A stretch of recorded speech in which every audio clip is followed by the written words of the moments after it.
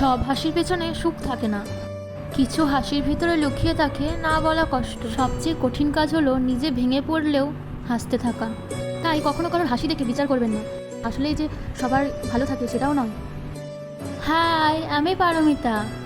কালকে রাতে ঘুমটা অতটাও ভালো হয়নি। সকালবেলায় ঘুম থেকে উঠে তখন 7টা বাজে, চারিদিক তখন কত রোদ। তখনই স্নানটা করে নিয়েছিলাম, তারপরে রান্নাঘরে এসে চা বসিয়ে দিয়েছি, কারণ সবার তো সকালটা শুরুই হয় চা দিয়ে। দাদা যেহেতু কাজে যাবে তাই ওর টিফিনটা আমি গুছিয়ে দিচ্ছি।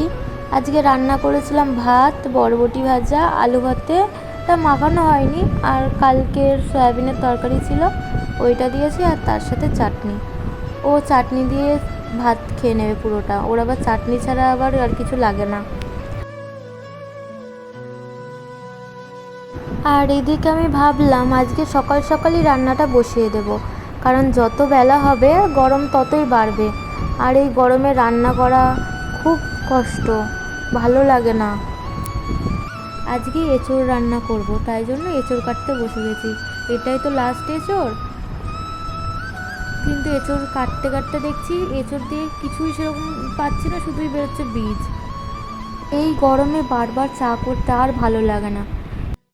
ওইদিকে এঁচোড়টা বসিয়ে আমি এদিকে মশলাপাতিগুলো কাটাকুটি করে নিচ্ছিলাম। পেঁয়াজ যেমন কাটতে ভুলে গেছিলাম, আবার পেঁয়াজ কাটে নিচ্ছি। এমনিতেই শরীরটা খুবই খারাপ, তারপরে আবার এই ঠান্ডা গরম লেগে আরও সর্দি কাশি, গলায় ব্যথা, মানে কত কি। এমনিতেই তো আমি ওষুধ খাই না, কিন্তু এখন এত খারাপ লাগছে যে ওষুধ খেতেই হচ্ছে।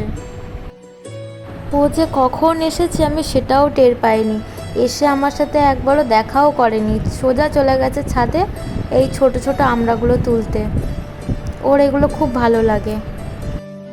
সকাল থেকে কিচ্ছু খেতে ইচ্ছে করছে না, সারা মুখে যেন মনে হচ্ছে তেতো তেতো লাগছে। ওই জন্য অল্প করে ফল কেটেছিলাম নিজের জন্য, দিয়ে নিজে একটু খেলাম।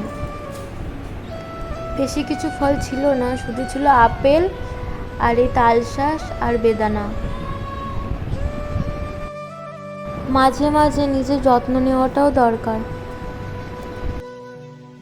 নিজের শরীর, তাই নিজেকেই যত্ন নিতে হবে। ওষুধ খেয়ে শরীরটা একটু সুস্থ হতে রান্নাঘরে চলে এসেছি, দেখলাম রান্নাঘরটা কেমন অপরিষ্কার। এইগুলো এখন যতক্ষণ না গোছাবো ততক্ষণ আমার শরীর আরও খারাপ হয়ে যাবে। বিকালের দিকে একটু খিদে পাচ্ছিল, ওই জন্য একটু দুধ সিমুই খেয়েছিলাম।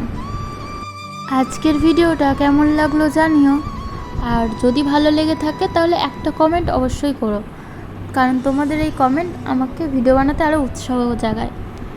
তোমাদের সাথে আরও অনেক গল্প বাকি রইল। Thanks for watching, by.